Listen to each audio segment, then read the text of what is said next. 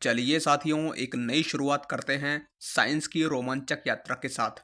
आज हम साइंस के एक बेहद महत्वपूर्ण विषय यानी केमिस्ट्री की चर्चा शुरू करेंगे।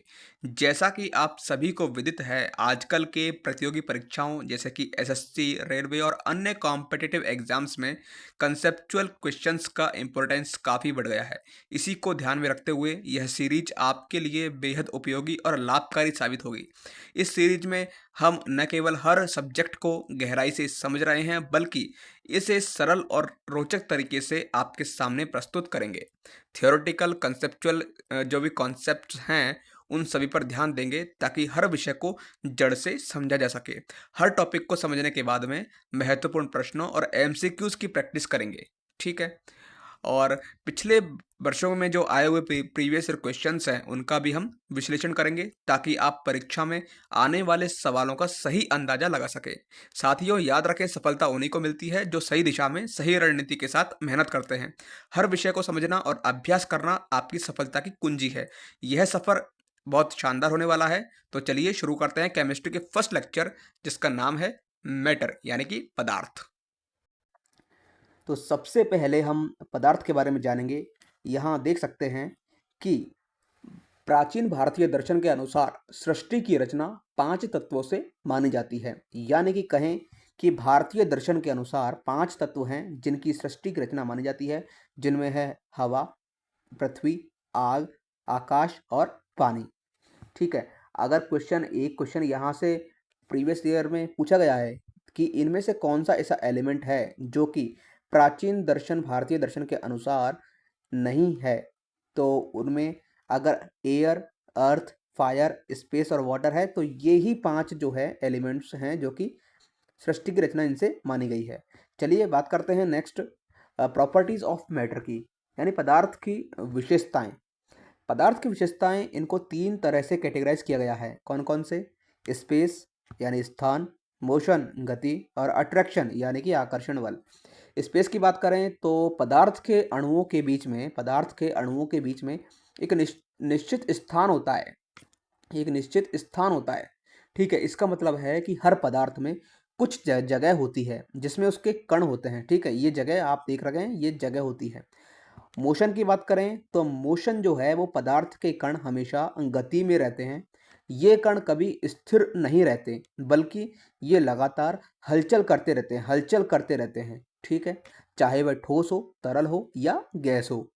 बात करें आकर्षण बल की, यानी अट्रैक्शन फोर्स की, तो पदार्थ के कण एक दूसरे को अट्रैक्ट करते रहते हैं। ये जो अगर पदार्थ के 2 कण हैं तो ये एक दूसरे से अट्रैक्ट होंगे।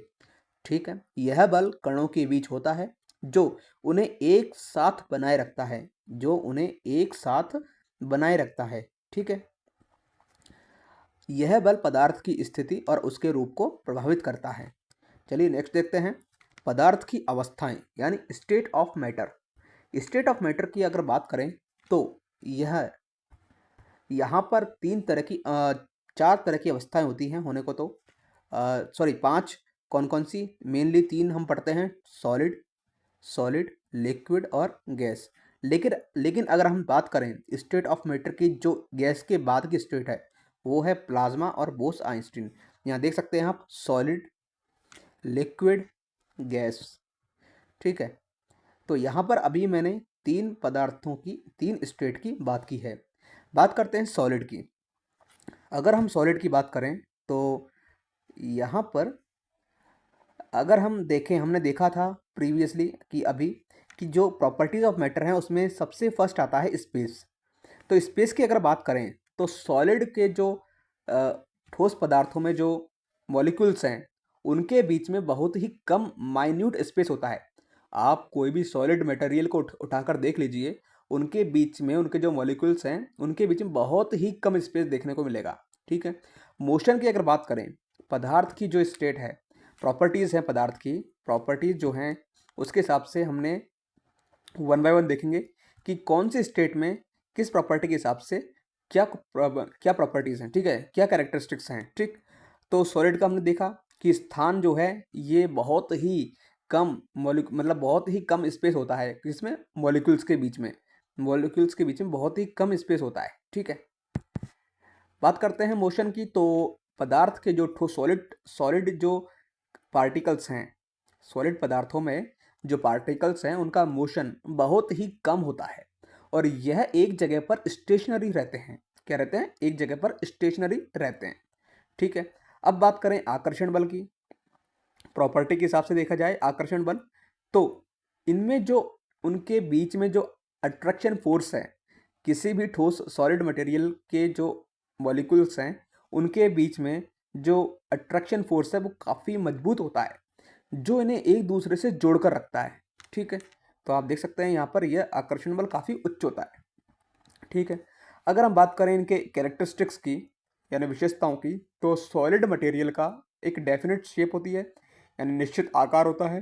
ठोस पदार्थों का आकार फिक्स होता है और उससे बदला नहीं जा सकता। न और इसमें न के बराबर संपीड़ितता होती है यानी कि बिल्कुल नेग्लिजिबल नेग्लिजिबल कंप्रेसिबिलिटी होती है। क्या होती है? Negligible compressibility.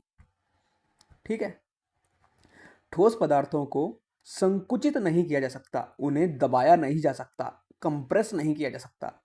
बात करते हैं निश्चित सीमा होती है उनकी, यानी कि उनका जो जो अगर हम बात करें तो उनका जो वॉल्यूम है वो डेफिनेट होता है।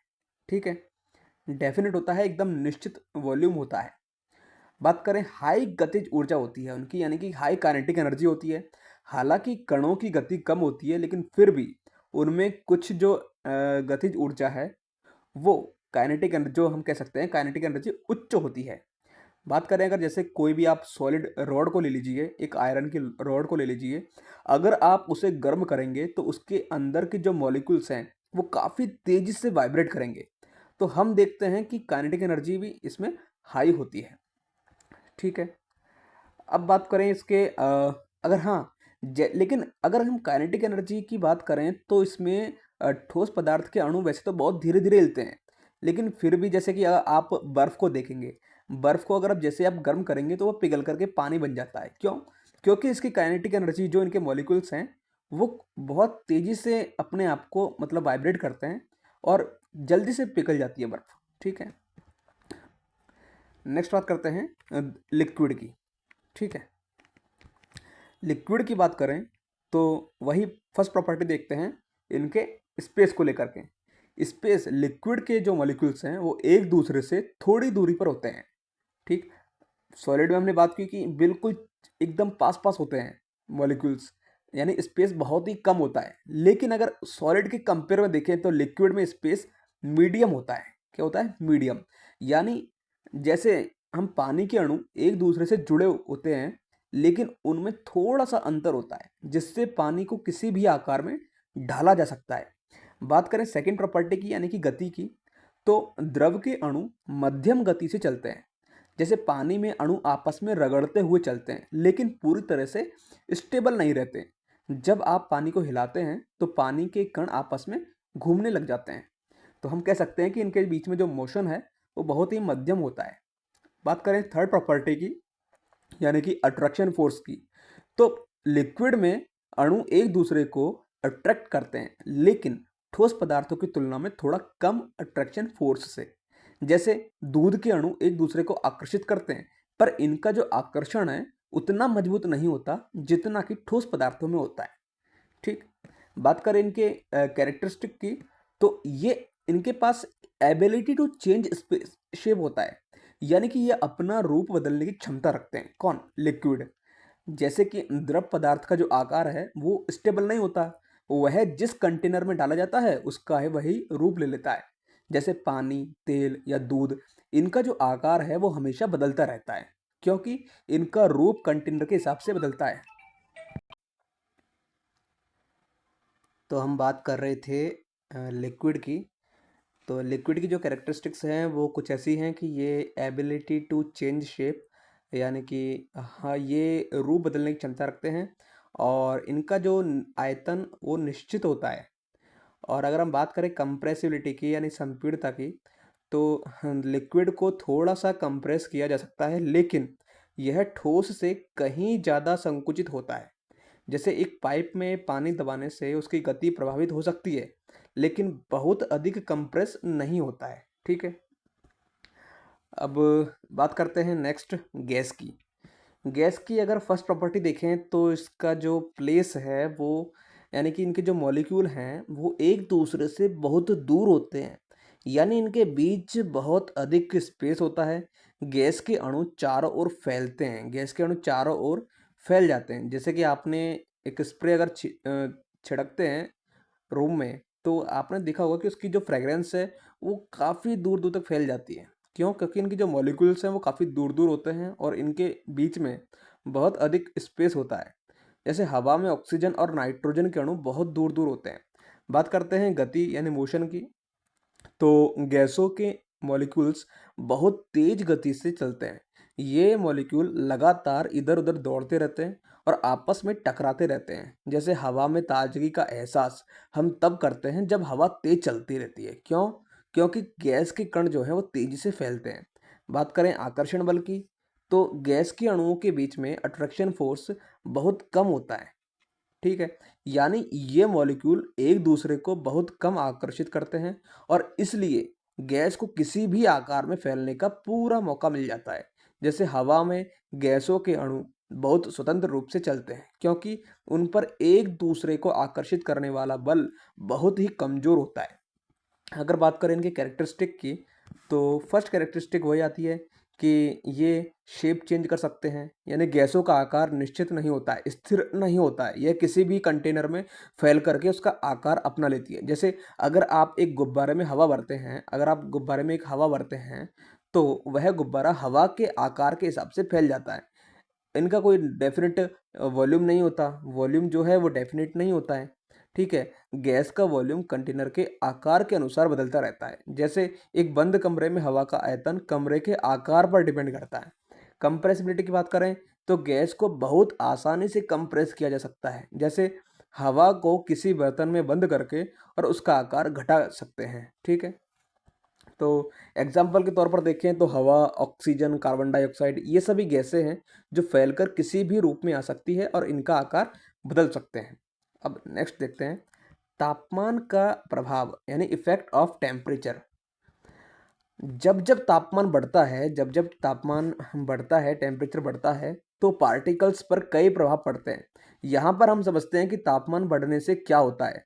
तो सबसे पहला होता है कि इनके बीच में जो अट्रैक्शन फोर्स है वो कम होता है। जब जब टेम्परेचर बढ़ेगा तो पदार्थ के मॉलिक्यूल ज़्यादा गर्म होंगे और उनका आपस में अट्रैक्शन फोर्स कमज़ोर पड़ने लगता है। जैसे अगर आप पानी को गर्म करते हैं तो पानी के अणु एक दूसरे से कम आकर्षित होने लगते हैं। तो हमने देखा जब टेम्परेचर इंक्रीज करेंगे तो आकर्षण बल में कमी होगी, यानी वो कमज़ोर पड़ने लगता है। यानी जैसे अगर आप पानी को गर्म करते हैं तो पानी के अणु एक दूसरे से कम आकर्षित होते हैं, ठीक? जिससे पानी जल्दी उबलने लगता है और वेपर में चेंज हो जाता है। बात करें गति और स्थान में वृद्धि होती है। जब टेम्परेचर इंक्रीज करेंगे तो मॉलिक्यूल के बीच में जो मोशन है वो बढ़ जाता है। अब यह अणु और तेज़ी से हिलने डुलने लगते हैं। जैसे जब पानी गर्म होता है तो इसके अणु बहुत तेज़ी से गति करने लगते हैं, साथ ही इनके बीच का स्थान यानी स्पेस भी बढ़ जाता है, जिससे पदार्थ फैलने लगता है। जैसे गर्म हवा फैलने लगती है और ठंडी हवा के मुकाबले ज़्यादा हल्की होती है। एग्जाम्पल की बात करें तो जब बर्फ़ को गर्म करते हैं तो वह पानी में बदल जाता है, क्योंकि टेम्परेचर बढ़ने से बर्फ़ के अणु एक दूसरे से कम आकर्षित होते हैं और वे मोशन करने लगते हैं, जिससे बर्फ़ पिघल जाती है। इसी तरह पानी को उबालने पर उसके अणु तेजी से गतिमान हो जाते हैं और वाष्प बनकर फैल जाते हैं, ठीक है? अब बात करते हैं दाब। अब यहाँ देख सकते हैं आप कि पदार्थ की 3 स्टेज कौन-कौन सी? सॉलिड, लिक्विड और गैस। जब सॉलिड को गर्म करते हैं, ये ये गर्म करने का साइन है, तो यह द्रव में चेंज हो जाता है, यानी लिक्विड में चेंज हो जाता है और लिक्विड को चेंज करने पर यह गैस में चेंज हो जाता है। उदाहरण के तौर पर जब बर्फ़ को गर्म किया जाता है, तो पहले पानी में चेंज होगा और पानी वाष्प यानी वेपर में चेंज हो जाएगी। नेक्स्ट आता है दाब में परिवर्तन का प्रभाव यानी effect of change in pressure. तो इसके हम कुछ एग्जाम्पल से देख सकते हैं कि हम लेते हैं सॉलिड CO2, ठीक है। जब प्रेशर इंक्रीज किया जाता है, तो CO2 गैस यानी कार्बन डाइऑक्साइड गैस सॉलिड में बदल जाती है। CO2 गैस किस में बदल जाती है? सॉलिड में, ठीक है। और इसे हम क्या कह सकते हैं? इसे हम कहते हैं ड्राई आइस। क्या कहते हैं? ड्राई आइस, ठीक है। अब जब प्रेशर में डिक्रीज किया जाता है, प्रेशर घटाया जाता है, तो यह CO2 गैस फिर से गैस में बदल जाती है। एग्जाम्पल, जैसे CO2 को हमने सॉलिड CO2 को अगर कंटेनर में रख करके उसमें अगर प्रेशर डालें तो यह ठोस CO2 गैस में कन्वर्ट हो जाएगी, बजाय ठोस रूप में बने रहेगा। सॉरी, जैसे कि अगर हम CO2 को एक कंटेनर में रखते हैं और उसमें प्रेशर डालते हैं, ठीक है, प्रेशर लगाते हैं, तो यह जो ठोस CO2 है वो गैस में बदलने के बजाय ठोस रूप में बना रहेगा, और जैसे ही प्रेशर घटेगा तो यह फिर से गैस में बदल जाएगा। बात क तो यहाँ पर आप देख सकते हैं कि दबाव बढ़ने पर ठोस में परिवर्तित और घटाने पर गैस में परिवर्तित होता है। क्या? ठोस CO2। फिर आता है गैस का लिक्विफिकेशन, यानी लिक्विफिकेशन ऑफ गैस, गैस का द्रवीकरण। गैस को दबाव बढ़ाकर, क्या, प्रेशर इंक्रीज कर करके और टेम्परेचर में डिक्रीज करके द्रव में बदला जा सकता है। जब किसी गैस पर प्रेशर बढ़ाया जाता है और उसकी गर्मी को कम किया जाता है तो यह लिक्विड में बदल जाती है। जैसे ऑक्सीजन और नाइट्रोजन को लिक्विड गैस बनाने के लिए प्रेशर बढ़ाना और तापमान घटाना होता है। क्या? प्रेशर को इंक्रीज किया जाता है और टेम्परेचर को डिक्रीज किया जाता है, ठीक है। अब एग्जाम्पल जो हमने देखा, यानी कि ऑक्सीजन और नाइट्रोजन गैस को ठंडा और दबाव बढ़ाकर द्रव रूप में बदल दिया जाता है, जिसे हम तरल ऑक्सीजन यानी लिक्विड ऑक्सीजन और लिक्विड नाइट्रोजन के रूप में इस्तेमाल करते हैं। अब बात करते हैं संघनन की। किसकी? संघनन, ठीक है, यानी कंडेंसेशन का जो उदाहरण देखें हम, तो कंडेंसेशन वह प्रक्रिया है जिसमें गैस द्रव में बदल जाती है। गैस का चेंज होता है किसमें? लिक्विड में, ठीक है। तो ये जो प्रक्रिया है वो कंडेंसेशन कहलाती है। जब गैस को ठंडा किया जाता है और प्रेशर बढ़ाया जाता है, गैस को हम कोल्ड करेंगे और प्रेशर को इंक्रीज करेंगे, तो यह गैस द्रव रूप में बदल जाती है। एग्जाम्पल के तौर पर देखें तो ओस, पाला, कोहरा, धुंध और बादल। ओस की बात करें तो रात में तापमान घटता है तो हवा में मौजूद वेपर ठंडी होकर ओस में बदल जाती है। पाला की बात करें यानी कि फ्रॉस्ट, तो जब हवा में नमी होती है और टेम्परेचर बहुत कम होता है तो वह पाला के रूप में बर्फ की तरह जम जाती है। कोहरा की बात करें तो कोहरा जब हवा में बहुत सी नमी होती है और टेम्परेचर घटता जाता है तो पानी की बूंदें हवा में संघनित हो जाती हैं, यानी कंडेंसेट हो जाती हैं, और कोहरा बना जाता है। ऐसे ही धुंध है। धुंध में क्या होता है कि यह कोहरे जैसा ही होता है, लेकिन इसमें पानी की छोटी छोटी बूंदें होती है जो हवा में तैरती रहती हैं। और बादल यानी कि क्लाउड्स, ये बादल भी गैस के संघनन का परिणाम है। जब गर्म हवा में नमी होती है और वह ठंडी हो जाती है तो पानी की बूंदें बनकर बादल का रूप धारण कर लेती हैं। आपने देखा होगा कि सुबह के समय ओस दिखाई देती है, क्योंकि रात में हवा ठंडी होने के कारण पानी की वाष्प संघनित होकर छोटी बूंदों के रूप में जमीन पर जमा हो जाती है, ठीक है। अब जैसे हम देखते हैं कि यहाँ पर दो टर्म है। कौन सी? एक तो है नमी, और एक है नमी यानी ह्यूमिडिटी, और एक है आर्द्रता यानी डैम्पनेस। नमी की बात करें तो नमी वह मात्रा होती है जो, यानी ह्यूमिडिटी की बात करें तो ह्यूमिडिटी वह मात्रा होती है जो हवा में पानी की वाष्प यानी वाटर वेपर के रूप में मौजूद होती है, ठीक है। यदि हवा में अधिक नमी होगी तो मौसम गर्म और आर्द्र महसूस होगा, यानी ह्यूमिड महसूस होगा। गर्मी के मौसम में जब हवा में अधिक नमी होती है तो स्किन पर पसीना अधिक आता है और शरीर शरीर को ठंडा होने में ज़्यादा समय लगता है। अब अगर हम बात करें आर्द्रता की, यानी कि डैम्पनेस, ठीक है। तो डैम्पनेस का मतलब होता है कि यह किसी सतह और वातावरण में पानी का उपस्थित होना, जो पानी की वेपर के रूप में नहीं बल्कि लिक्विड के रूप में होता है। यह आमतौर पर दीवार, फर्श, कपड़ों आदि में देखी जाती है। आर्द्रता तब होती है जब सतह या वस्तु में पानी की कुछ मात्रा मौजूद होती है, जो कि अत्यधिक नमी के कारण संचित होती है। एग्जाम्पल के तौर पर देखें तो जब दीवारों पर पानी के धब्बे दिखाई देते हैं या कपड़े गीले हो जाते हैं, तो हम इसे ह्यूमिड यानी आर्द्रता कहते हैं, यानी डैम्पनेस। अगर हम मेन डिफरेंस की बात करें तो नमी हवा में पानी की वेपर का प्रतिशत होती है, जबकि आर्द्रता किसी वस्तु या सतह पर तरल पानी की उपस्थिति होती है। नमी का असर अधिकतर वातावरण पर होता है, जबकि आर्द्रता का असर सीधे किसी सतह या वस्तु पर होता है। ठीक है। अब बात करते हैं नेक्स्ट टॉपिक, जिसका जो कि है अवस्था परिवर्तन की प्रक्रियाएं, यानी प्रोसेस ऑफ स्टेट चेंज। तो सबसे पहले हम देखते हैं कि ठोस का द्रव में परिवर्तन। ठोस का द्रव में परिवर्तन क्या कहलाता है? ये कहलाता है फ्यूजन। वह प्रक्रिया है फ्यूजन वह प्रक्रिया है जिसमें ठोस पदार्थ गर्म होने पर द्रव में बदल जाता है। ठोस पदार्थ गर्म होने पर द्रव में बदल जाता है। इस प्रक्रिया को हम मेल्टिंग भी कहते हैं, यानी इसे फ्यूज़न कहा जाता है।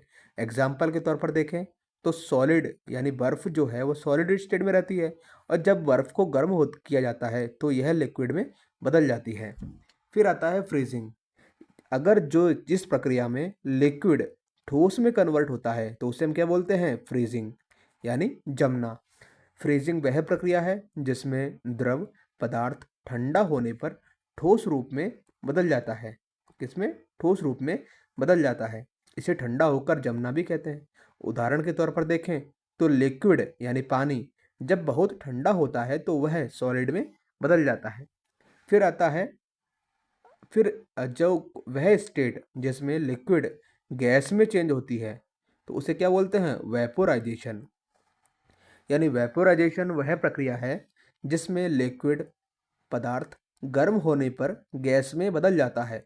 इसे हम बॉइलिंग या वाष्पित होना भी कहते हैं। क्या कहते हैं? बॉइलिंग या वाष्पित होना भी कहते हैं, यानी एवेपोरेशन कहते हैं। एग्जाम्पल के तौर पर पानी को गर्म करने पर वह भाप में बदल जाता है। ठीक।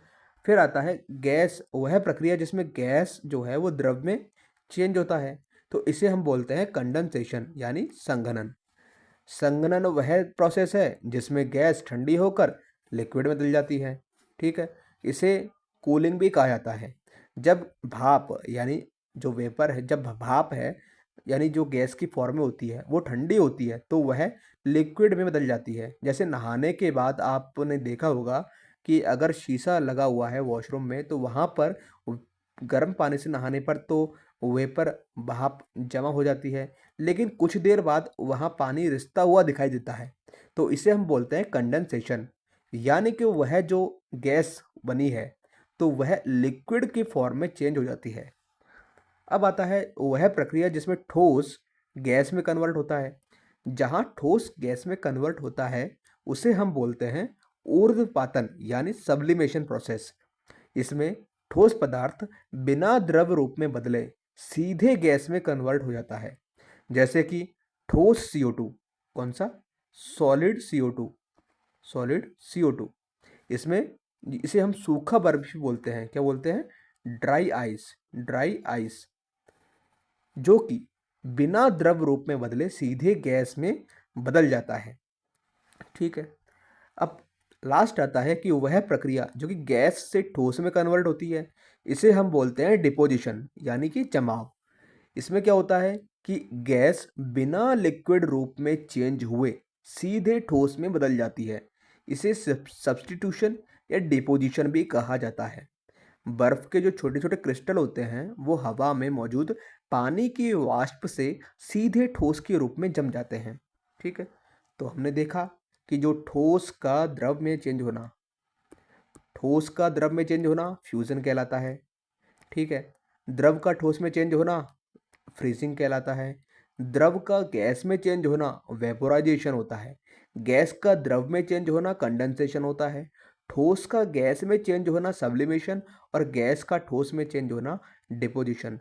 यहाँ पर आप ऊर्ध्वपातन को ऐसे समझ सकते हैं कि कोई भी ठोस है वो तुरंत गैस में कन्वर्ट हो जाती है, यानी कि ऊर्ध्वाधर उसका पतन हो जाता है। ऊर्ध्वाधर उसका पतन हो जाता है। पतन होने का मतलब क्या है कि वह जिस स्टेट में है वो हवा में उड़ करके गायब हो जाएगी। ठीक है, तो ये होता है ऊर्ध्वपातन। ठीक, अब बात करते हैं प्लाज्मा स्टेट की। हमने बात की थी पदार्थ की 5 स्टेट होती है, तो दिन की तीनों की हमने बात की थी, सॉलिड, लिक्विड और गैस। इसके बाद आता है तीसरी स्टेट होती है, चौथी स्टेट होती है प्लाज्मा। प्लाज्मा और पांचवी स्टेट होती है बोस आइंस्टीन। बोस आइंस्टीन संघनन, BES, BEC, Bose Einstein condensation. ठीक है, बात करते हैं प्लाज्मा की। तो प्लाज्मा में क्या होता है? प्लाज्मा वह अवस्था है जिसमें गैस के अणु बहुत अधिक तापमान के कारण आयोनाइज हो जाते हैं। क्या हो जाते हैं? आयोनाइज हो जाते हैं। ठीक है, इसमें गैस के जो पार्टिकल हैं, जिसे हम एटम, आयन या इलेक्ट्रॉन कह सकते हैं, एक दूसरे से स्वतंत्र रूप से बहते हैं। एक दूसरे से स्वतंत्र रूप से बहते हैं। यानी कि जब गैस का तापमान बहुत बढ़ जाता है, तो उसके कणों की गति इतनी तेज हो जाती है कि वे आपस में टकराकर आयोनाइज हो जाते हैं, जिससे गैस प्लाज्मा में चेंज हो जाती है। एग्जाम्पल के तौर पर देखें तो सूर्य की सतह और अन्य तारों में प्लाज्मा की स्टेट पाई जाती है, जहां गैस सर्वाधिक गर्म होती है और प्लाज्मा के रूप में होती है। गैस का प्लाज्मा में कन्वर्ट होना, गैस का तापमान बढ़ाने पर, आप देख सकते हैं यहाँ पे कि गैस का तापमान बढ़ाने पर प्लाज्मा में कन्वर्ट होना, यही एक प्लाज्मा स्टेट है। यानी गैस का आयोनाइजेशन हो रहा है। ठीक है, जब गैस का तापमान इतना बढ़ जाता है कि गैस के अणु और इलेक्ट्रॉन एक दूसरे से अलग होकर स्वतंत्र रूप से गति करने लगते हैं, तो इसे हम आयोनाइजेशन कहते हैं और गैस प्लाज्मा में चेंज हो जाती है। एग्जाम्पल के तौर पर फायर या आयोनाइज्ड गैसेस को हम देख सकते हैं, जैसे न्यूक्लियर रिएक्टर में या फिर ब्लू लाइटिंग में। ठीक है, इन सब में क्या है कि गैस का आयोनाइजेशन होता है। अब यहाँ पर आप देख रहे होंगे कि केल्विन तापमान का स्केल, कि तापमान को केल्विन में मापने के लिए सेल्सियस में मापे गए तापमान में 273 ऐड कर देते हैं, तो हमें जो टेम्परेचर है वो केल्विन में मिल जाता है। यदि हम 0 डिग्री सेंटीग्रेड है, अगर टेम्परेचर 0 डिग्री सेंटीग्रेड है, तो इसमें केल्विन में बदलने के लिए इसमें 273 जोड़ेंगे, तो यह कितना हो जाएगा? 273 डिग्री केल्विन, 273 केल्विन। ठीक है, अगर हम टेम्परेचर का मेजरमेंट फ़ारेनहाइट के रिस्पेक्ट में करें, तो हम सेल्सियस और फ़ारेनहाइट के बीच में रिलेशन देख सकते हैं कि C/5 F-32 / 9। तो अगर आपको क्वेश्चन में फ़ारेनहाइट दिया हुआ है तो आप सेंटीग्रेड निकाल सकते हैं, और सेंटीग्रेड में 273 जोड़ने पर आप क्या कर सकते हैं? केल्विन निकाल सकते हैं। तो इस तरह से आप केल्विन, सेंटीग्रेड, सेल्सियस और फ़ारेनहाइट में रिलेशन एस्टैब्लिश कर सकते हैं। बात करते हैं इसकी पदार्थ की पांचवी स्टेट, जिसे कह सकते हैं बोस आइंस्टीन कंडेंसेशन, यानी कि बोस आइंस्टीन संघनन। ये एक विशेष अवस्था है जो अत्यधिक ठंडे तापमान पर होती है। ठीक है, 1924 में सत्येंद्र नाथ बोस और अल्बर्ट आइंस्टीन ने सिद्ध किया कि जब किसी गैस का तापमान -273 डिग्री सेंटीग्रेड या यूं कहें कि 0 केल्विन तक घटता है, तो गैस के अणु एक साथ कंडेंस होकर एक नई अवस्था में बदल जाते हैं। इस अवस्था में अणु एक ही क्वांटम स्थिति में आ जाते हैं, जिससे यह एक विशेष रूप से सामूहिक व्यवहार करने लगता है। बोस आइंस्टीन कंडेंसेशन का एग्जाम्पल अल्ट्रा कोल्ड एटम्स, यानी जो ध्रुवीय पदार्थ होते हैं, उनमें देखने को मिलता है, जो वैज्ञानिक प्रयोगशालाओं में अत्यधिक ठंडे तापमान में तैयार किए जाते हैं। नेक्स्ट बात करते हैं वाष्पीकरण के लिए अनुकूल स्थिति कौन कौन सी है। तो यहाँ पर आप देख सकते हैं कि टेम्परेचर में इंक्रीमेंट, सतह सरफेस एरिया में इंक्रीमेंट, हवा की गति मोशन इन एयर में इंक्रीमेंट और आर्द्रता में कमी यानी कि डिक्रीज इन ह्यूमिडिटी। ये चारों एक ऐसी स्टेट हैं जो कि वेपोराइजेशन के लिए अनुकूल स्थिति है। यानी वाष्पीकरण की बात करें तो यह वह प्रक्रिया है जिसमें द्रव पदार्थ लिक्विड सॉरी गैस में बदल जाता है। जो लिक्विड है वो गैस में चेंज हो जाता है। वाष्पीकरण के लिए कौन कौन सी स्थिति देख लेते हैं हम। बात करते हैं सबसे पहले तापमान में वृद्धि। जब टेम्परेचर बढ़ता है तो द्रव के कणों की जो गति है वो तेज हो जाती है जिससे लिक्विड के मॉलिक्यूल अधिक ऊर्जा प्राप्त करते हैं और वे गैस के रूप में वाष्पित हो जाते हैं। एग्जाम्पल के तौर पर पानी को गर्म करने पर वह तेजी से वाष्पित होता है क्योंकि गर्मी के कारण कणों की गति बढ़ जाती है। फिर आता है सरफेस एरिया में इंक्रीज। अगर हम जब द्रव का सतह क्षेत्र बढ़ाते हैं तो अधिक कण वाष्पीकरण के लिए उपलब्ध होते हैं। जिससे अधिक कण वाष्पीकरण के लिए उपलब्ध होंगे, ठीक है, तो जिससे वाष्पीकरण की जो प्रक्रिया है वो तेज हो जाती है। यदि आप पानी में पानी को एक खुले बर्तन में रखते हैं तो वह जल्दी वाष्पित हो जाता है क्योंकि अधिक सतह क्षेत्र होता है। फिर बात करते हैं हवा की गति में वृद्धि यानी एयर मूवमेंट में इंक्रीज। जब हवा की गति तेज होती है तो वह वेपर लिक्विड के मॉलिक्यूल को जल्दी से उड़ा ले जाती है जिससे वेपोराइजेशन की जो रेट है वो बढ़ जाती है। एग्जाम्पल के तौर पर देखें तो पंखे का उपयोग करने से पानी जल्दी सूखता है। अगर कोई गीला कपड़ा है उसे पंखे के नीचे डाल देते हैं तो वह जल्दी से सूख जाता है। क्यों? क्योंकि हवा का जो प्रवाह है वो द्रव को जल्दी से वाष्पित कर देता है। फिर आता है आर्द्रता में कमी यानी कि डिक्रीज इन ह्यूमिडिटी। इसमें क्या होता है कि जब हवा में नमी कम होती है यानी आर्द्रता कम होती है तो वेपोराइजेशन की प्रोसेस तेजी से होती है क्योंकि द्रव के कणों को गैस रूप में परिवर्तित होने के लिए अधिक स्थान मिल जाता है। एग्जाम्पल के तौर पर गर्म और शुष्क मौसम में कपड़े जल्दी सूख जाते हैं क्योंकि हवा में नमी कम होती है जिससे वेपोराइजेशन तेज होता है।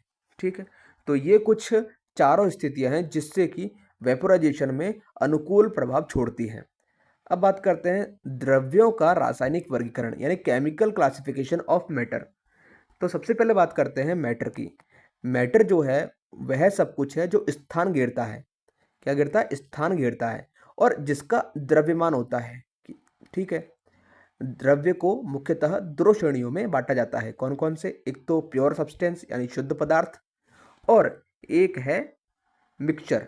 ठीक है, अब शुद्ध पदार्थ की बात करें यानी कि प्योर सब्सटेंस की बात करें तो शुद्ध पदार्थ वे होते हैं जिनमें केवल एक ही प्रकार के कण होते हैं और इनका कोई भी स्रोत हो, इनसे प्राप्त होने पर इनका गुण समान होता है। यानी कि ये किसी भी स्रोत से प्राप्त होने पर इनका जो गुण है वो समान होता है। ठीक है, एग्जाम्पल के तौर पर देखें तो चीनी, नमक, लोहे की रॉड, सोने का टुकड़ा।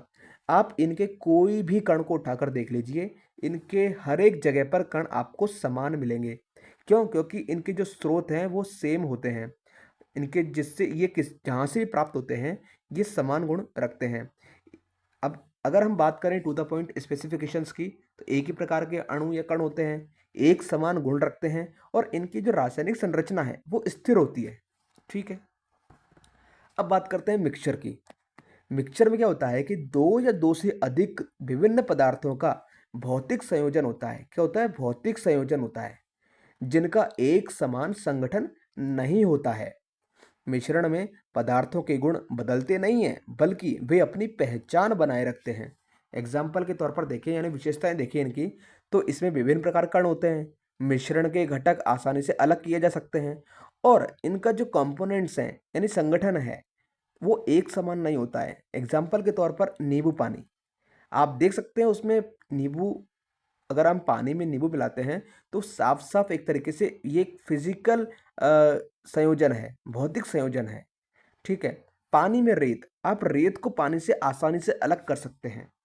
ठीक है, तो इस तरह से हम कह सकते हैं कि प्योर सब्सटेंस एक ही प्रकार के कण, समान गुण और स्थिर रासायनिक संरचना वाले होते हैं, जबकि मिक्सचर क्या होते हैं, ये मिक्सचर विभिन्न पदार्थों का भौतिक संयोजन और संगठन असमान होता है। ठीक है, नेक्स्ट बात करते हैं गाइज, अगर हम इनके एग्जाम्पल से और अच्छे से क्लियरली समझें तो यहाँ पर आप देख सकते हैं, चीनी की बात करें जो कि प्योर सब्सटेंस का एक एग्जाम्पल है, तो यह एक तरीके से इसमें केवल एक ही प्रकार के कण होते हैं। कहीं भी ले लीजिए, कौन से, सुक्रोज। ऐसे ही नमक को ले लीजिए, नमक में क्या होता है कि ये भी शुद्ध पदार्थ है जिसमें एक ही प्रकार कण होते हैं। कौन कौन से, सोडियम और क्लोरीन, सोडियम और क्लोरीन के आयन। लोहे की रोड ले लीजिए, लोहे की रोड में भी इसमें क्या होता है, सिर्फ लोहे के ही कण होते हैं, लोहे के ही कण होते हैं। आप एक रोड में से कहीं पर भी कोई भी एक छोटा सा मॉलिक्यूल लेंगे तो उसको कंपेयर करेंगे किसी अन्य जगह के मॉलिक्यूल से तो आपको सिमिलरिटी ही दिखेगी। तो यह एक तरीके से शुद्ध पदार्थ हुआ। ऐसे ही गोल्ड का पीस यानी सोने का टुकड़ा, तो इसमें भी केवल सोने के ही कण होते हैं। किसके, सोने के ही कण होते हैं। अब बात करते हैं मिक्सचर की, तो मिक्सचर में भी हमने देखा कि जो एग्जाम्पल है नींबू पानी, इसमें क्या होता है कि इसमें पानी और नींबू का रस मिलकर के एक मिश्रण बनाते हैं। ऐसे ही पानी में जो रेत होती है तो यह भी एक मिश्रण है, क्योंकि इसमें रेत और पानी होते हैं जो एक साथ मिलकर के मिश्रण तो तैयार कर लेते हैं, लेकिन रेत को पानी से अलग करना आसान होता है। ठीक है, हम आसानी से अलग कर सकते हैं। अब बात करते हैं शुद्ध पदार्थ के प्रकार की, तो ये कुछ टाइप होते हैं इनके, कौन कौन से, एलिमेंट, कंपाउंड। तो एलिमेंट की बात करें तो तत्व वह पदार्थ होते हैं जिन्हें सरल संगठकों में नहीं बांटा जा सकता। सरल संगठनों में यानी बिल्कुल सिंपल कंपोनेंट्स में नहीं बांट सकते। ठीक है, ये केवल एक ही प्रकार के कणों से मिलकर बने होते हैं। एग्जाम्पल के तौर पर सोना, यह एक ऐसा एलिमेंट है जो केवल सोने के कणों से ही मिलकर बना होता है और इसे सरल रूप में विभाजित नहीं किया जा सकता। ऐसे ही सिल्वर, सिल्वर भी एक ही तत्व यानी कि चांदी के ही कणों से मिलकर बने होते हैं। ऑक्सीजन की बात करें तो यह भी एक ऐसा एलिमेंट है जो केवल ऑक्सीजन के ही अणु से मिलकर बना होता है। फिर बात करते हैं कंपाउंड की यानी यौगिक। यौगिक में क्या होता है कि ये वे पदार्थ होते हैं जिन्हें रासायनिक प्रक्रियाओं द्वारा सरल संगठकों में विभाजित किया जा सकता है। ठीक है, ये विभिन्न तत्वों के अणुओं से मिलकर बने होते हैं। कैसे, एग्जाम्पल देखें तो पानी यानी H2O, पानी एक कंपाउंड है। क्या है, कंपाउंड, क्योंकि इसमें दो तो हाइड्रोजन होते हैं, दो तो होते हैं हाइड्रोजन और ऑक्सीजन का एक अणु होता है। ठीक है, इसलिए हम इसे कंपाउंड कहते हैं क्योंकि इसमें हाइड्रोजन और ऑक्सीजन दोनों से मिलकर बना होता है कौन, पानी। ऐसे ही कार्बन डाइऑक्साइड, कार्बन डाइऑक्साइड भी एक कंपाउंड है, इसमें एक कार्बन और दो ऑक्सीजन के अणु होते हैं। ठीक है, अब बात करते हैं मिश्रण के प्रकार की। गाइस, मिक्सचर जो है वो दो प्रकार से होते हैं। कौन कौन से, समांगी मिश्रण यानी कि होमोजीनियस मिक्सचर और विषमांगी मिश्रण यानी हेट्रोजीनियस मिक्सचर। समांगी मिश्रण की बात करें तो सभी समांगी मिश्रण में सभी घटक पदार्थ एक समान रूप से मिश्रित होते हैं। क्या, एक समान रूप से मिश्रित होते हैं। क्या, सभी घटक, सभी कंपोनेंट्स, और पूरे मिश्रण में किसी भी प्रकार का अंतर नहीं दिखाई देता। एग्जाम्पल के तौर पर देखिए तो चीनी का पानी, जब चीनी को पानी में मिलाया जाता है तो वह पूरी तरह से घुलकर एक समान मिश्रण बना देता है। इसमें चीनी और पानी के कण बराबर से मिश्रित होंगे। आप एक चम्मच में लीजिए चाहे एक कटोरे में लीजिए, एक 10 चम्मचों में अगर आप चीनी का पानी का घोल लेंगे तो आपको हर एक चम्मच में सेम क्वांटिटी में ही चीनी और पानी का मिश्रण दिखाई देगा, मिलेगा। ठीक है, अब बात करते हैं हेट्रोजीनियस की यानी विषमांगी मिश्रण। विषमांगी मिश्रण में पदार्थ एक समान रूप से मिश्रित नहीं होते हैं। ठीक है, यानी कह सकते हैं कि इनका संगठन एक समान नहीं होता है, यानी कि ये अलग अलग घटक पदार्थ दिखाई देते हैं। एग्जाम्पल की बात करें तो पानी में रेत, पानी में रेत यानी सैंड इन वाटर। जब रेत को पानी में डाला जाता है तो रेत और पानी के कण अलग अलग दिखाई देते हैं। रेत को पानी से आसानी से अलग किया जा सकता है। तो ये हो गया हेट्रोजीनियस मिक्सचर का एग्जाम्पल। अब एक नोट्स आता है। नोट्स क्या कहता है कि जैसे अशुद्ध पदार्थ की बात करें तो दूध और नींबू नींबू पानी को हम अशुद्ध यानी इम्प्योर मटेरियल, इम्प्योर सब्सटेंस मानते हैं, क्योंकि इनमें कई प्रकार के एलिमेंट्स होते हैं। उदाहरण के लिए दूध में पानी, वसा, प्रोटीन होते हैं, और नींबू पानी में देखा जाए तो नींबू का रस और पानी होता है। अब बात करें दूध की, तो दूध जो है एक तरीके से कॉलोइडल सॉल्यूशन है। अब बात करें कॉलोइडल सॉल्यूशन की, कि कॉलोइडल सॉल्यूशन क्या होता है। तो कॉलोइडल सॉल्यूशन एक प्रकार का वह मिश्रण है जिसमें एक पदार्थ के सूक्ष्म कण दूसरे पदार्थ में मिलकर तैरते रहते हैं। क्या करते रहते हैं? तैरते रहते हैं।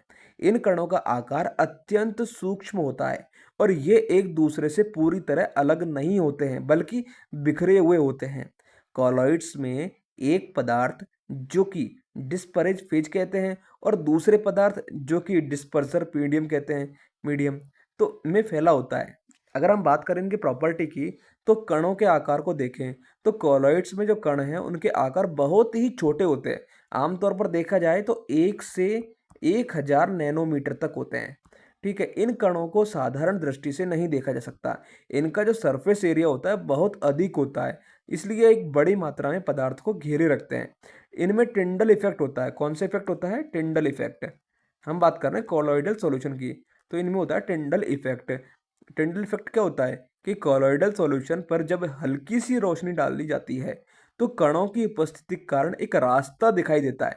इसे हम बोलते हैं टिंडल इफेक्ट।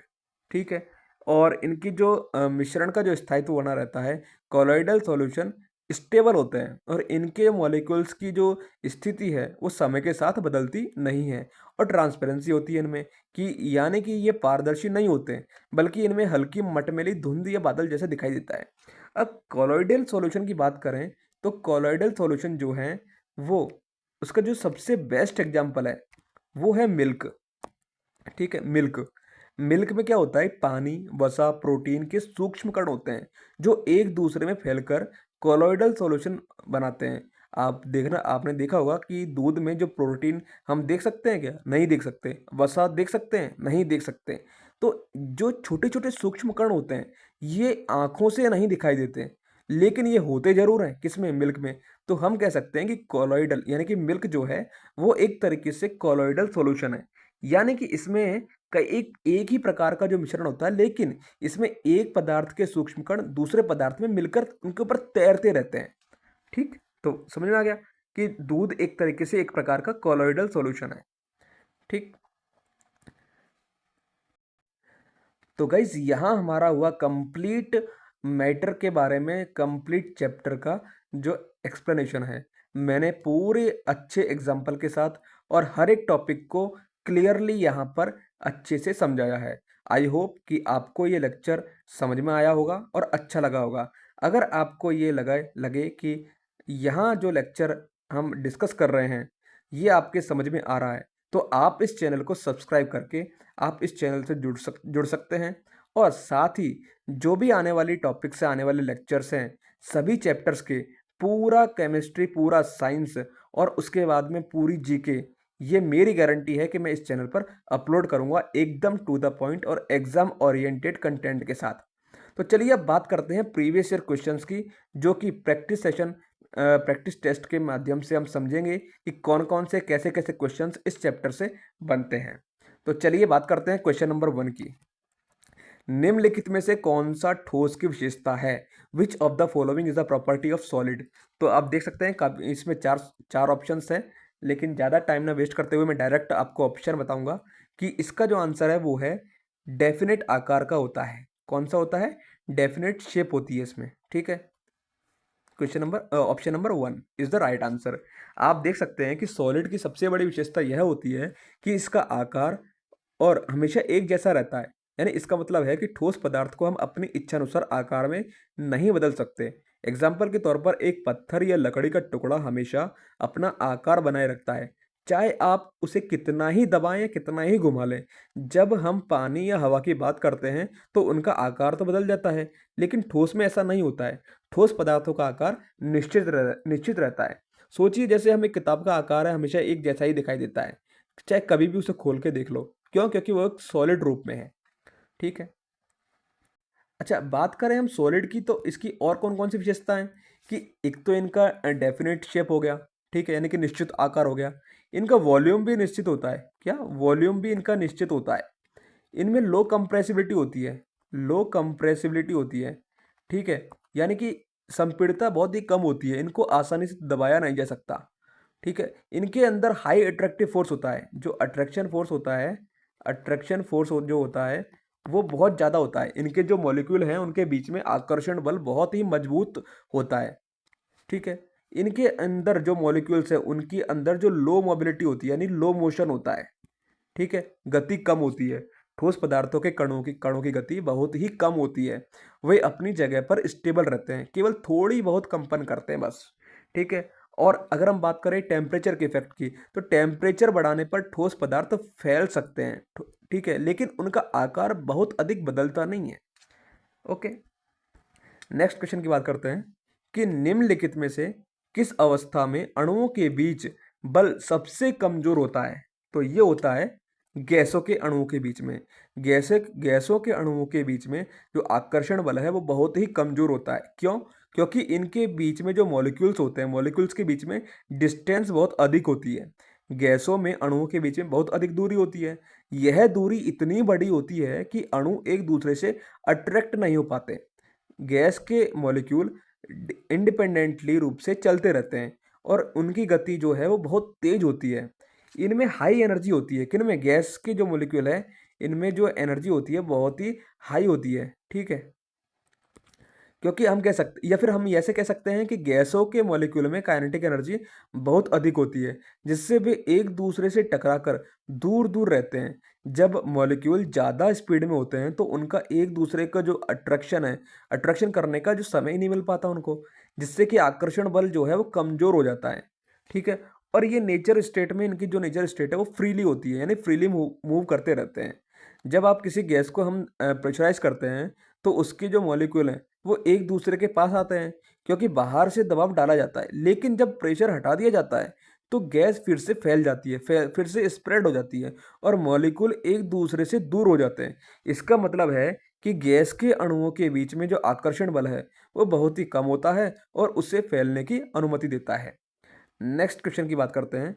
निम्नलिखित में से निम्नलिखित में से किस अवस्था की घनत्व सबसे अधिक होता है? तो ये आंसर है सॉलिड। सॉलिड की बात करें तो ठोस पदार्थों में कण एक दूसरे के पास पास हटे हुए होते हैं, ठीक है, पास पास हटे हुए होते हैं, यानी उनके बीच में बहुत कम स्थान होता है। इसका मतलब है कि ठोस पदार्थों में कणों की संख्या प्रति इकाई मात्रा बहुत अधिक होती है। अगर आप छोटे से एरिया में देखें तो इनके अंदर जो मॉलिक्यूल के बीच में जो स्पेस होता है बहुत ही कम होता है, या फिर हम यूँ कहें कि बहुत ज़्यादा मात्रा में इनके कणों कण होते हैं, ठीक है, यानी प्रति इकाई मात्रा बहुत अधिक होती है। आप एक छोटा सा पत्थर उठा के देख लीजिए तो आपको भारी लगेगा। हम कह सकते हैं कि इनके बीच में उस पत्थर में जो मॉलिक्यूल्स हैं, सॉलिड पार्टिकल जो हैं वो बहुत ही ज़्यादा मात्रा में है, यानी उनके बीच में स्पेस बहुत कम है, तो इसलिए उनकी जो डेंसिटी है वो बहुत अधिक होती है। अगर हम पानी और बर्फ़ की तुलना करें तो बर्फ़ पानी से हल्की होती है, क्योंकि बर्फ़ में पानी के कण ज़्यादा फैले होते हैं। लेकिन अगर हम ठोस पदार्थों की बात करें, जैसे कि लोहे का टुकड़ा या पत्थर, तो इनके कण बहुत पास-पास होते हैं, जिससे इनकी जो डेंसिटी है वो बढ़ जाती है, ठीक है। नेक्स्ट क्वेश्चन की बात करते हैं। निम्नलिखित में से किस अवस्था में अणुओं के बीच की दूरी निश्चित होती है? तो इसका जो आंसर है वो है सॉलिड। अगर हम बात करें तो वही जो हमने अभी बताया था कि ठोस पदार्थों में अणु एक दूसरे के पास पास होते हैं और उनकी दूरी हमेशा एक जैसी रहती है। इस कारण से ठोस पदार्थों में अणुओं के बीच की दूरी निश्चित होती है। जैसे एक पत्थर या लकड़ी के टुकड़े के जो मॉलिक्यूल हैं वो हमेशा एक स्थिर दूरी पर रहते हैं और यह दूरी बदलती नहीं है, कभी भी चेंज नहीं होती है, ठीक। नेक्स्ट क्वेश्चन की आता है कि जर्मन सिल्वर में उपस्थित होता है। जर्मन सिल्वर में क्या उपस्थित होता है? जर्मन सिल्वर में होता है कॉपर, ठीक है।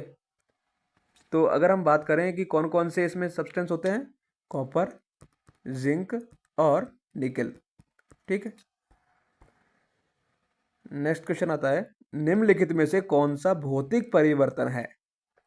तो भौतिक परिवर्तन की बात करें तो भौतिक परिवर्तन से आप समझते क्या हैं? कि ये वे परिवर्तन होता है जिनमें पदार्थ का रूप या आकार बदलता है, लेकिन पदार्थ का जो रूप है या फिर हम कहें आकार यानी कि शेप शेप ये चेंज होता है, लेकिन उसकी जो केमिकल प्रॉपर्टीज़ हैं वो चेंज नहीं होती हैं। यानी जैसे कि जल का वाष्पीकरण एक भौतिक परिवर्तन है, क्योंकि जब पानी गर्म होता है तो वह वाष्प यानी गैस में बदल जाता है, लेकिन पानी का रासायनिक गुण यानी कि जो H2 है वो वही रहता है। इस परिवर्तन के बाद अगर हम उस जल को ठंडा करें तो वह फिर से पानी में चेंज हो जाता है, जिससे यह साबित होता है कि इसमें किसी भी प्रकार का कोई रासायनिक बदलाव नहीं हुआ है।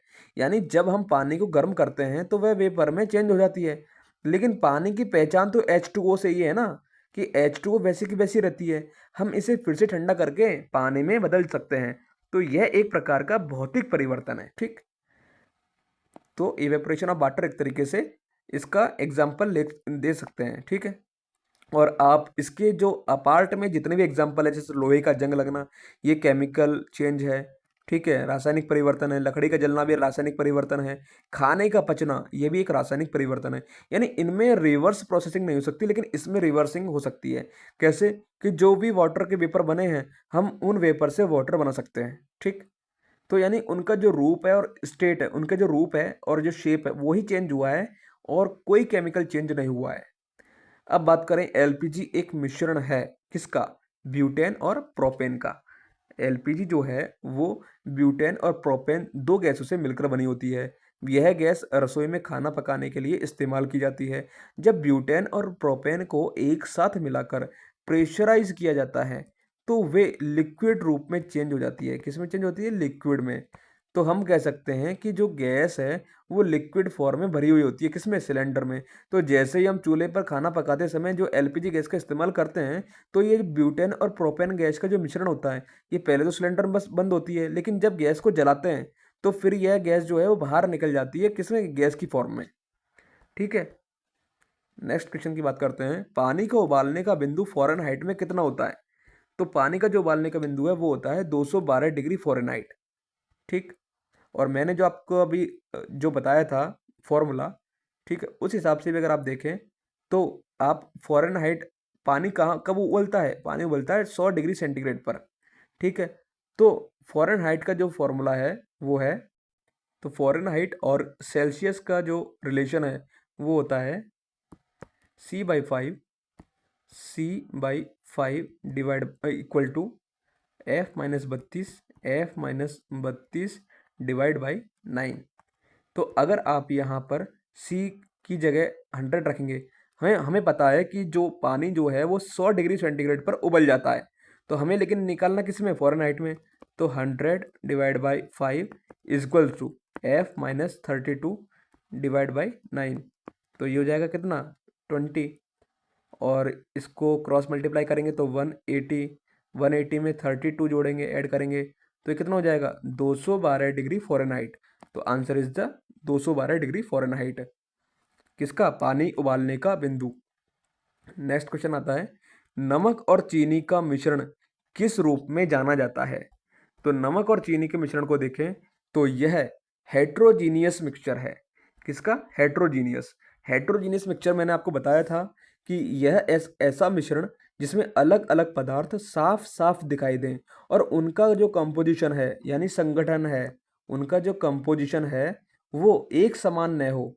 ठीक है, नमक और चीनी का मिश्रण इसी श्रेणी में आते हैं, क्योंकि दोनों के मॉलिक्यूल अलग अलग दिखाई देते हैं। जब हम नमक और चीनी को मिलाते हैं तो दोनों को आसानी से अलग किया जा सकता है।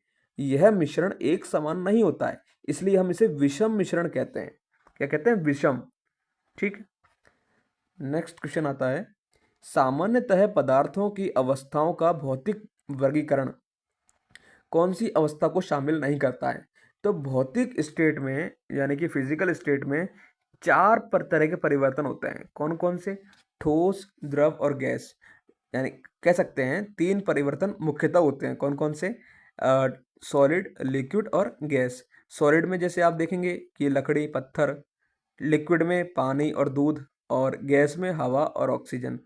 ठीक है, लेकिन कॉलॉइडल जो है ये भौतिक परिवर्तन नहीं है, ठीक है। यह एक प्रकार का मिक्सचर है। क्या है? मिक्सचर, जिसमें पदार्थ छोटे कणों के रूप में दूसरे में फैला हुआ होता है। जैसे दूध हो गया, यानी कि मिल्क, और धुंध हो गया, ठीक है। ये जो है ये कॉलॉइडल सॉल्यूशन के एग्जाम्पल हैं। आसान भाषा में समझें तो ठोस, तरल और गैस को हम देख और पहचान सकते हैं, लेकिन कॉलॉइडल का एक विशेष प्रकार का मिश्रण है। इसे भौतिक वर्गीकरण में शामिल नहीं किया जाता है क्योंकि यह स्वतंत्र अवस्था में नहीं होते हैं, ठीक। नेक्स्ट क्वेश्चन आता है, ठोस को बिना तरल अवस्था से गुजरते हुए गैसीय अवस्था में परिवर्तित करने की विधि का नाम क्या है? तो यह है सब्लिमेशन। क्या है? सब्लिमेशन, ठीक है। यह सब्लिमेशन एक ऐसी प्रक्रिया है जिसमें ठोस सीधे गैस में कन्वर्ट हो जाते हैं। सीधे सॉलिड जो है वो गैस में कन्वर्ट हो जाते हैं बिना किसी लिक्विड स्टेट में चेंज हुए। जैसे कपूर, कपूर जो है वो सब्लिमेशन का एग्जाम्पल है। अगर हम कपूर को गर्म करेंगे तो यह सीधे गैस में बदल जाएगी। ऐसे ही नेफ्थलीन की गोलियां आती है। नेफ्थलीन गोलियां क्या है, अलमारी में रखने पर धीरे धीरे वाष्पित हो जाती हैं, ठीक। अब नेक्स्ट क्वेश्चन आता है, पदार्थ की वह अवस्था आयनित गैस से बनी होती है जिसमें इलेक्ट्रॉन्स, सकारात्मक आयनों और तटस्थ कणों का संतुलित मिश्रण होता है। क्या कह रहा है कि this state of matter is made up of ionised gas which consist of a balanced mix of electrons, positive ions and neutral particles. What is it? तो क्वेश्चन के हिसाब से क्या कह रहा है कि यह है प्लाज्मा, कि पदार्थ की वह कौन सी अवस्था है जिसमें गैस आयोनाइज हो जाती है, ठीक है। तो यह है प्लाज्मा। पदार्थ की वह अवस्था आयनित गैस से बनी होती है जिसमें इलेक्ट्रॉन्स, सकारात्मक आयनों और तटस्थ कणों का संतुलित मिश्रण होता है, ठीक है। यानी प्लाज्मा को हम कह सकते हैं क्या, कि प्लाज्मा पदार्थ की चौथी स्टेट है। कौन सी? फोर्थ स्टेट, जो कि गैस से बनती है लेकिन इसमें आयोनाइजेशन होता है। क्या होता है? आयोनाइजेशन होता है। इसका मतलब है कि गैस के अणु या परमाणु अपने इलेक्ट्रॉन को खो देते हैं या अतिरिक्त इलेक्ट्रॉन प्राप्त कर लेते हैं, जिससे कि यह चार्ज कणों का एक मिक्सचर बन जाता है। एग्जाम्पल के तौर पर देखें तो सूर्य और तारे, ये प्लाज्मा से बने होते हैं। फ्लोरोसेंट लाइट, इसमें प्लाज्मा का उपयोग होता है। बिजली की चमक यानी लाइटनिंग, जो बिजली कड़कती है उस वो भी एक तरीके से प्लाज्मा का ही एग्जाम्पल है, ठीक है। नेक्स्ट क्वेश्चन आता है, दो या दो से अधिक तत्वों के योग से बनने वाला पदार्थ क्या कहलाता है? ये होता है कंपाउंड। क्या होता है? कंपाउंड, ठीक। नेक्स्ट क्वेश्चन आता है कि पानी ठोस अवस्था में किस रूप में पाया जाता है? तो यह होता है बर्फ। इसका राइट आंसर है, ठीक। नेक्स्ट क्वेश्चन क्या कह रहा है कि which of the following statement is wrong about the properties of ionic compound, यानी आयनिक यौगिकों के गुणों के बारे में इनमें कौन सा कथन गलत है? तो आयनिक यौगिकों के आयन पानी में घुल जाते हैं, ये नहीं है। ये सही है। आयोनिक कंपाउंड के क्रिस्टल कठोर होते हैं, ये भी सही है, हो सकता है। सकारात्मक और नकारात्मक आयनों के बीच दुर्बल आकर्षण बल होने की वजह से आयोनिक यौगिक ठोस होते हैं, ये गलत है, ठीक है। आयोनिक यौगिक उच्च तापमान पर पिघलते हैं, बिल्कुल सही। अब ये थर्ड जो ऑप्शन है क्या कह रहा है?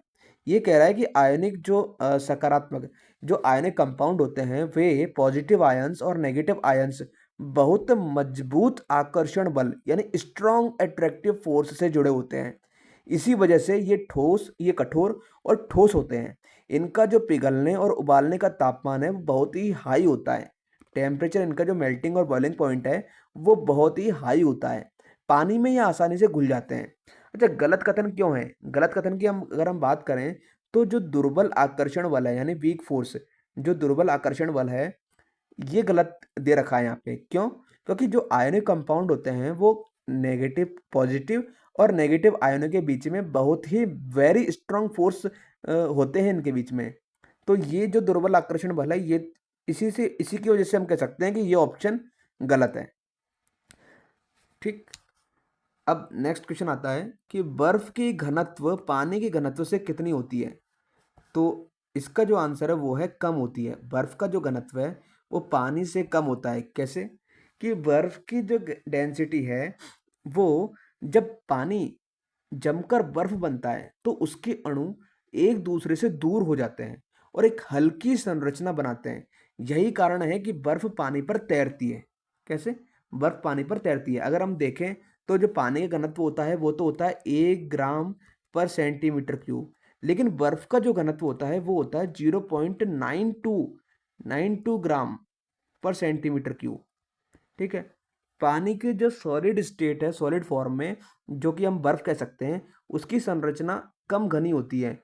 यही गुण, यही जो प्रॉपर्टी है जीवन के लिए आवश्यक है। कैसे? कि बर्फ पानी के ऊपर तैरती है, जिससे जो नीचे का पानी है वो जीवों के लिए सुरक्षित रहता है। ठीक। नेक्स्ट क्वेश्चन की बात करते हैं। ग्रेफाइट के विभिन्न हिस्सों के बीच निम्नलिखित में से कौन सा आकर्षण बल मौजूद होता है? तो ये होता है वान डेर वाल्स फोर्स। कौन सा? Van der Waals force. जो कि हम समझ सकते हैं कि ग्रेफाइट की संरचना में कार्बन की लेयर्स होती हैं। किसकी लेयर्स होती है? कार्बन की लेयर्स होती हैं। ये जो लेयर है, इन एक लेयर के भीतर सभी कार्बन के जो परमाणु हैं वो कोवलेंट बॉन्ड से जुड़े होते हैं। लेकिन एक परत से दूसरी परत के बीच में वॉन डेर वॉल्स जो फोर्स है वो काम होता है, जो कि कमजोर होता है। इस बल की वजह से, कौन से बल की वजह से? वॉन डेर वॉल्स बल की वजह से ग्रेफाइट की परतें आसानी से खिसक सकती हैं। इसलिए ग्रेफाइट मुलायम होता है और इसे पेंसिल में उपयोग किया जाता है। ठीक है? हम कह सकते हैं कि ग्रेफाइट की जो परतें हैं, ग्रेफाइट की जो लेयर्स हैं, जो लेयर्स हैं, ये इनमें तो मजबूत कोवलेंट बॉन्ड होता है, इसलिए ये स्थिर होती हैं।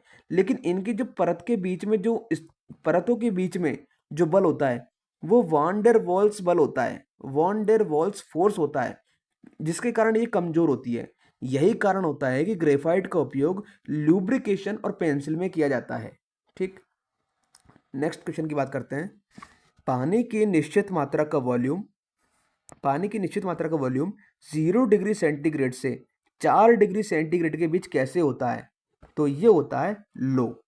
जो अगर हम इसकी प्रोसेस को समझें तो प्रोसेसिंग इसकी क्या कहती है कि पानी का जो नेचर है वो 0 डिग्री सेंटीग्रेड से 4 डिग्री सेंटीग्रेड के बीच में एब नॉर्मल होता है। आमतौर पर ठंडा होने पर पदार्थ सिकुड़ता है, लेकिन 0 डिग्री सेंटीग्रेड से 4 डिग्री सेंटीग्रेड के बीच में पानी ठंडा होने पर सिकुड़ने की बजाय फैलने लगता है। 4 डिग्री सेंटीग्रेड पर पानी की डेंसिटी सबसे अधिक होती है। कब होती है? सबसे डेंसिटी जो है वो अधिक होती है, और वॉल्यूम जो है वो सबसे कम होता है 4 डिग्री सेंटीग्रेड पर। ठीक है? तो हम कह सकते हैं कि 4 डिग्री सेंटीग्रेड पर पानी सबसे भारी होता है, यानी इसका जो घनत्व है वो सबसे अधिक होता है। और 0 डिग्री सेंटीग्रेड से 4 डिग्री सेंटीग्रेड तक वॉल्यूम घटता जाता है, क्योंकि पानी के अणु जो है वो ज़्यादा घनिष्ठ हो जाते हैं। यही कारण है कि झीलों और तालाबों में बर्फ सतह पर तैरती है और पानी नीचे तरल रहता है, लिक्विड रहता है। ठीक है? नेक्स्ट क्वेश्चन की बात करते हैं। जब 1 किलोग्राम पानी को 4 डिग्री सेंटीग्रेड से 0 डिग्री सेंटीग्रेड तक ठंडा किया जाता है तो इसका वॉल्यूम कैसे होता है? इसका जो वॉल्यूम है वो बढ़ जाता है, अधिक होता है। ठीक है? हम बात कर सकते हैं पानी का जो व्यवहार है उसको हम कैसे समझ सकते हैं कि अगर हम वाटर के नेचर को 0 डिग्री सेंटीग्रेड से 4 डिग्री सेंटीग्रेड के बीच में समझें तो ये काफ़ी अनोखा होता है। यूजुअली क्या होता है कि जब किसी पदार्थ को ठंडा किया जाता है ना, तो उसका जो वॉल्यूम है वो घट जाता है। ठीक है? क्योंकि ठंडे होने पर अणु एक दूसरे के पास आ जाते हैं, कोई भी मॉलिक्यूल ठंडे होने पर एक दूसरे के पास आ जाते हैं। लेकिन पानी के मामले में ऐसा नहीं होता है। क्यों नहीं होता है? चलो अच्छे समझते हैं कि 4 डिग्री सेंटीग्रेड पर पानी का जो वॉल्यूम है वो सबसे कम होता है। क्या हुआ? सबसे कम होता है वॉल्यूम पानी का। 4 डिग्री सेंटीग्रेड पर पानी का जो घनत्व है यानी डेंसिटी है वो तो होती है अधिकतम, यानी पानी के अणु एक दूसरे के पास सबसे अधिक होते हैं और वॉल्यूम कम होता है। लेकिन 0 डिग्री सेंटीग्रेड तक ठंडा करते समय पानी का वॉल्यूम बढ़ता जाता है। कैसे? अगर 4 से लेकर आए 4 पर तो क्या हुआ? वॉल्यूम जो है वो कम होता है लेकिन डेंसिटी अधिक होती है। लेकिन जैसे ही 0 डिग्री सेंटीग्रेड तक लेकर आते हैं तो पानी का वॉल्यूम जो है वो बढ़ता जाता है। जब पानी को 4 डिग्री सेंटीग्रेड से, यहाँ मैं लिख देता हूँ, जब पानी को 4 डिग्री सेंटीग्रेड से 0 डिग्री सेंटीग्रेड, यहाँ यही पूछा हुआ है कि 4 डिग्री सेंटीग्रेड से 0 डिग्री सेंटीग्रेड तक ठंडा किया जाता है तो इसका वॉल्यूम कैसे होता है? वॉल्यूम इसका अधिक होता है। कैसे? कि जब इसको ठंडा करेंगे तो इसका जो घनत्व है पानी का वो घट जाता है। घनत्व घट जाता है तो जो अणु है यानी मॉलिक्यूल हैं वो एक दूसरे से दूर-दूर हो जाते हैं। इस कारण से पानी का जो वॉल्यूम है वो बढ़ जाता है। 0 डिग्री सेंटीग्रेड पर पानी जमकर बर्फ बन जाता है और बर्फ का वॉल्यूम पानी से अधिक होता है। यही कारण है कि बर्फ पानी पर तैरती है। ठीक है? अगर हम स्पष्ट तरीके से देखें तो 0 से 4 डिग्री सेंटीग्रेड तक, क्लियरली समझिए इसको टू द पॉइंट, तो 0 से 4 डिग्री सेंटीग्रेड तक तो पानी के अणु थोड़ा-सा फैल जाते हैं। इसका मतलब है कि पानी का वॉल्यूम बढ़ गया है, ठीक है? 4 डिग्री सेंटीग्रेड पर पानी का घनत्व सबसे अधिक होता है और जैसे-जैसे पानी ठंडा होता है, उसका घनत्व घटता है और वॉल्यूम बढ़ जाता है। ये इसका मेन पॉइंट है। इसका आप वाइस वर्सा कर लीजिए, यानी 4 डिग्री सेंटीग्रेड से और 0 डिग्री सेंटीग्रेड तक आएगा इसका टेम्परेचर, तो जो वॉल्यूम है वो तो जाएगा कम, सॉरी वॉल्यूम जो है वो बढ़ जाता है। ठीक है? साफ साफ शब्दों में कहें तो 4 डिग्री सेंटीग्रेड से 0 डिग्री सेंटीग्रेड तक ठंडा होने पर पानी जो है वो फैलने लगता है और यह बर्फ बनकर बढ़ जाता है। यानी कह सकते हैं कि इसका जो वॉल्यूम है वो 0 डिग्री सेंटीग्रेड पर क्या है, बढ़ गया है। क्या बढ़ गया है? वॉल्यूम बढ़ गया है। अब बात करते हैं नेक्स्ट क्वेश्चन की। निम्नलिखित में से कौन सा कथन सजातीय श्रेणी में बॉइलिंग पॉइंट के क्रम में सही है? तो यहाँ पर जो आंसर दिया हुआ है वो ये है कि आणविक द्रव्यमान में वृद्धि होने पर बॉइलिंग पॉइंट में वृद्धि होती है।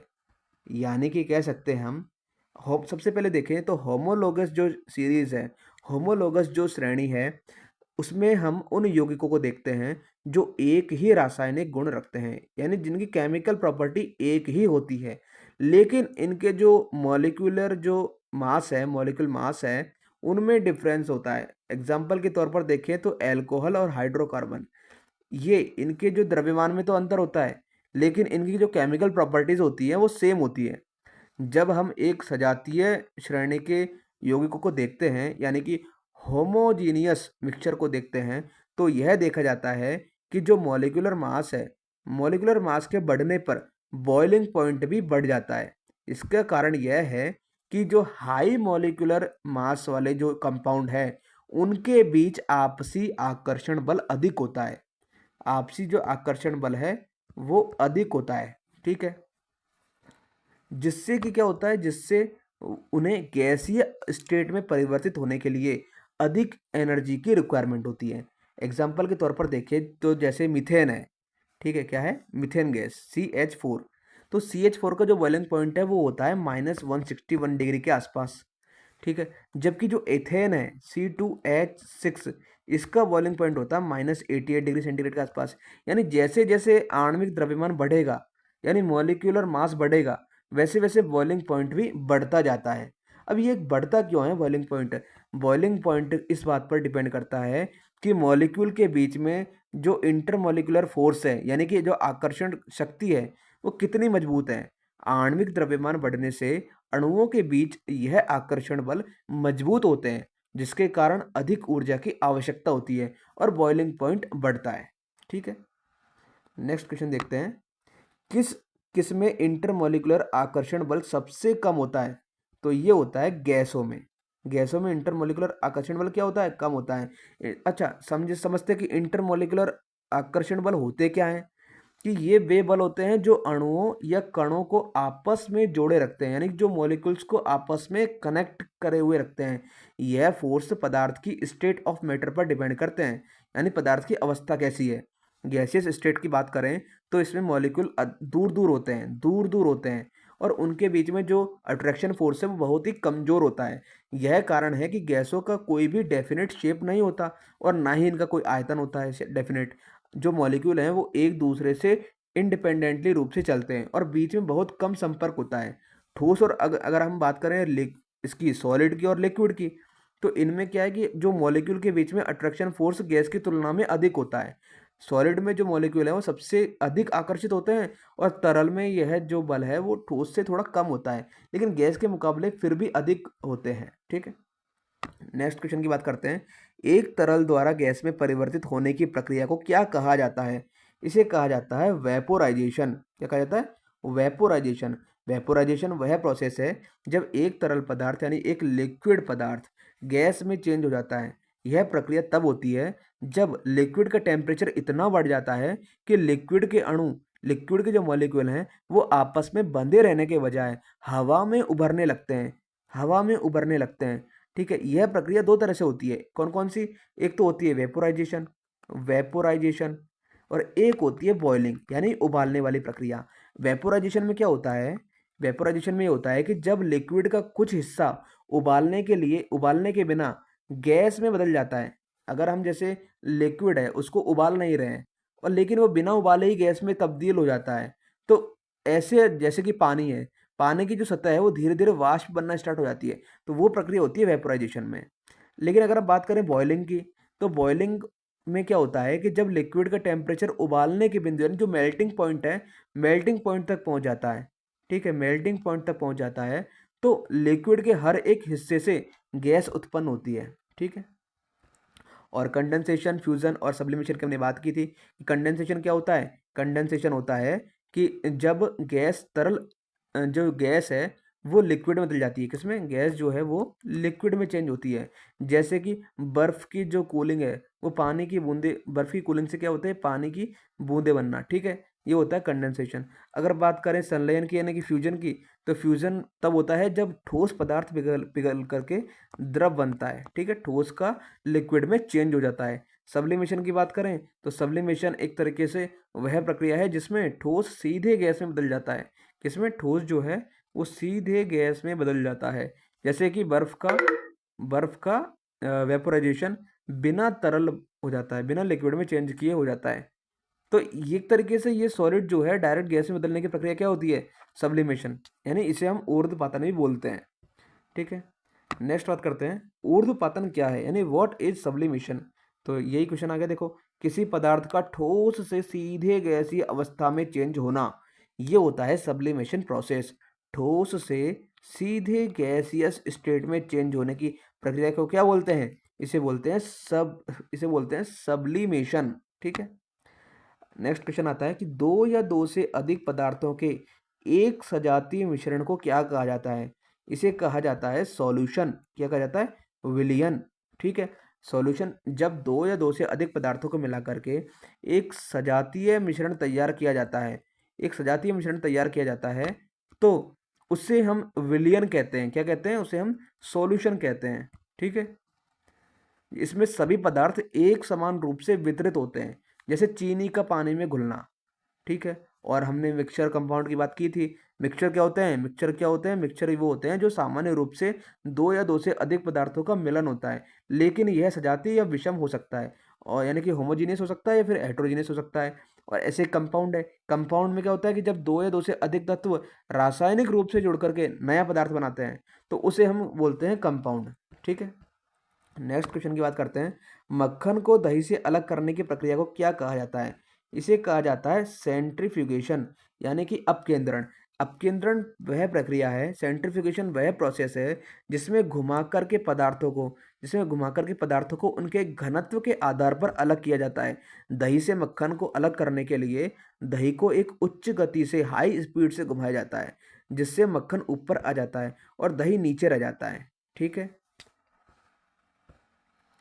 अब बात करते हैं इसके नेक्स्ट क्वेश्चन की। निम्नलिखित में से कौन सा कारक लिक्विड वेपोराइजेशन की दर को कम करता है? लिक्विड वेपोराइजेशन यानी कि लिक्विड वेपोराइजेशन की दर को कम करने वाला कौन सा कारक है? ये है सतह क्षेत्र में कमी। अगर हम सरफेस एरिया में कमी कर देंगे तो एक तरीके से जो वेपोराइजेशन हो रहा है वो भी कम होना स्टार्ट हो जाएगा। जब किसी लिक्विड का जो सरफेस एरिया है अगर हम उसे कम कर देते हैं तो उतनी ही कम मात्रा में जो है वो लिक्विड वाष्पित हो पाता है। इसका मतलब यह है कि जो वेपोराइजेशन की प्रोसेस है वो धीमी हो जाती है। एग्जाम्पल के लिए देखें तो यदि हम पानी को एक बड़े बर्तन में रखें तो पानी जल्दी-जल्दी वाष्पित होगा। लेकिन अगर आप उसे एक संकरी बोतल में रखेंगे, तो जो वेपोराइज़ेशन की रेट है, वो कम होगी। क्यों? क्योंकि जो सरफेस एरिया है वो छोटा हो जाता है। क्या हो जाता है? छोटा हो जाता है। ठीक है? ऐसे ही अगर हम और इसके फैक्टर्स की बात करें, तो टेम्परेचर में इंक्रीमेंट से क्या होता है? तापमान बढ़ने से जो लिक्विड के जो मॉलिक्यूल है, उनकी एनर्जी बढ़ जाती है। जिससे उनका जो वाष्पीकरण है वो तेज़ी से हो जाता है।